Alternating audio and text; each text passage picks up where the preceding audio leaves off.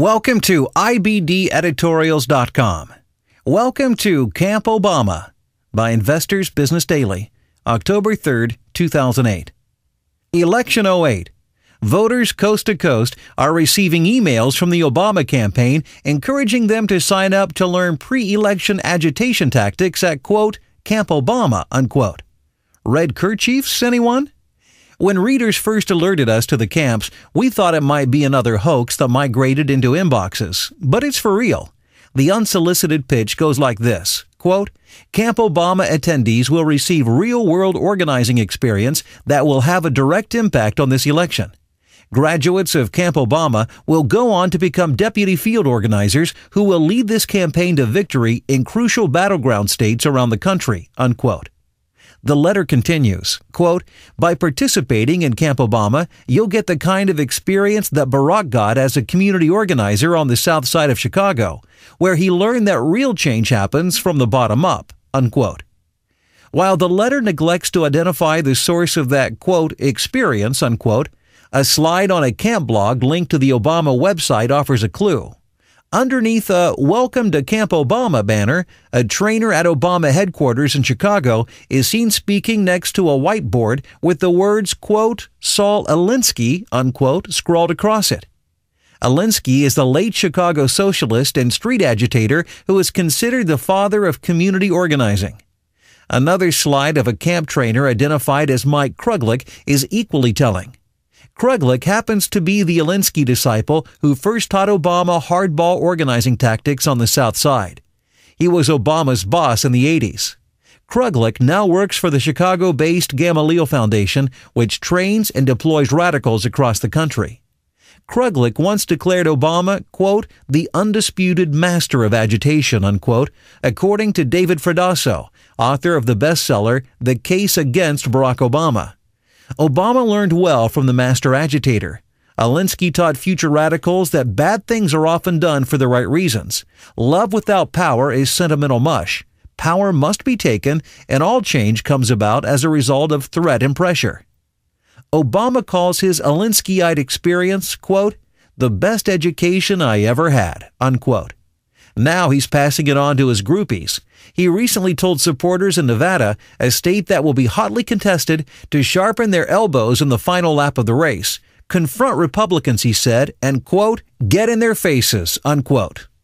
Quote, be absolutely ruthless, unquote, adds Camp Obama director Jocelyn Woodards, who leads the intensive two-day training course for campers in Chicago. In the Alinsky model, organizing is code for agitating, for revolution. He had no patience for liberals who merely talked of change.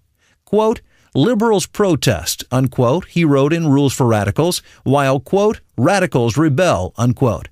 Liberals become, quote, indignant, while radicals become fighting mad and go into action. Liberals give and take oral arguments, Alinsky added. Radicals give and take the hard, dirty, bitter way of life, unquote.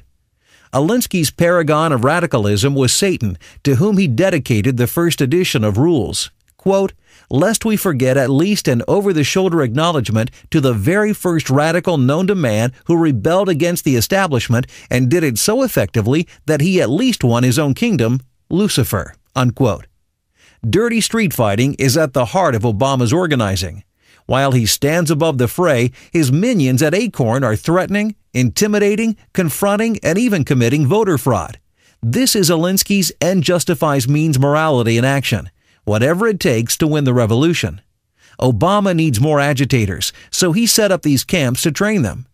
Acorn has the minority communities covered, while the camps are churning out mostly co-ed organizers. The Chicago program has already trained some 2,000 agitators to go back to their college campuses and reproduce more Obama clones. No campaign has been successful at mobilizing students to vote en masse. But Obama hired the founder of MTV's Rock the Vote to organize students and train them to use Alinsky tactics on campuses in battleground states. They have been training these students since the primaries. They, in turn, are registering fellow students in droves to vote, while creating massive phone banks to help get out the vote on Election Day. Meanwhile, Acorn is registering thousands of minorities to vote in key states. Such potential new voters don't show up in the national polls of, quote, likely voters, unquote, which show a relatively tight race, because they've never voted and don't show on past rolls. If they turn out at the polls on November 4th, it could translate into a landslide for Obama. If he can garner better than 50% of the popular vote, he can claim a mandate for his radical agenda. What's more, all these first-time minority and student voters wouldn't vote for just Obama. They'd also more than likely vote down ballot for other Democrats, padding their majorities in Congress. If Democrats score supermajorities, filibuster-proofing the Senate, Obama could get most of his agenda rammed through in the first 100 days, surely in the first 2 years, before Americans could get a chance to check Democrat power in the midterm election of 2010. How much damage could they do? Well, look at how much damage the Clintonistas did. We're now seeing the financial fruits of their social experiment to apply affirmative action to the lending business. Obama plans to conduct a far more radical social experiment. Few during this long campaign have wanted to talk about Obama's days as a community organizer or his ties to radicals because they didn't want to raise the S word. Well, guess what? The avoidance has given him license to apply his organizing skills on a mass scale. It made the difference in the primaries when he beat the Clinton machine, and it may now make the difference in the general election. Not calling attention to Alinsky and the other socialists behind the Obama movement has even allowed creation of camps to indoctrinate American youth. If John McCain hopes to win, he'll have to act as ruthlessly as Obama's campers. He can start by exposing for voters the socialist underpinnings of community organizing. Copyright 2008 Investors Business Daily. Read to you by OutloudOpinion. For more podcasts, visit IBDeditorials.com.